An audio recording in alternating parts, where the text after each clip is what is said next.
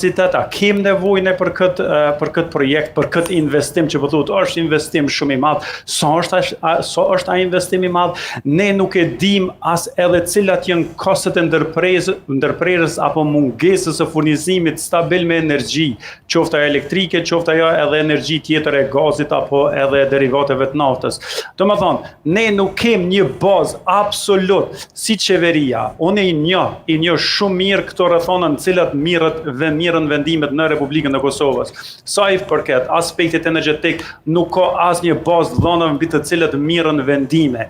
Thjesht janë vendime të marrura as edhe nga barku, nuk e di se nga mirën ato vendime. Domethënë, ne nuk kem nuk është kontraktuar Universiteti i Prishtinës apo ndonjë universitet privat për me bën një analizë të tillë.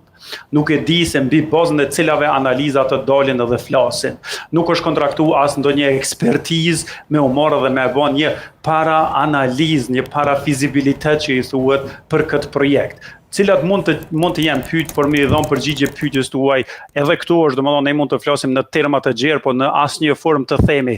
Në rast se ne do ta kemi gazin, atëherë përfitimi jon do të ishte 2 miliard, 3 miliard, 5 miliard brenda 5 viteve të ardhshme, do të zgjerojmë miksin e industrive në të cilën Kosova është aktive, theme industria XY, do të kemi kaq vende të punës, mirë, po do ta kemi edhe këtë kost. Kostja do të jetë 1 miliard, 2 miliard, 3 miliard. Domethënë një cost benefit and cost effectiveness analysis, nuk ekziston një diçka e tillë. Domethënë ne tash vetëm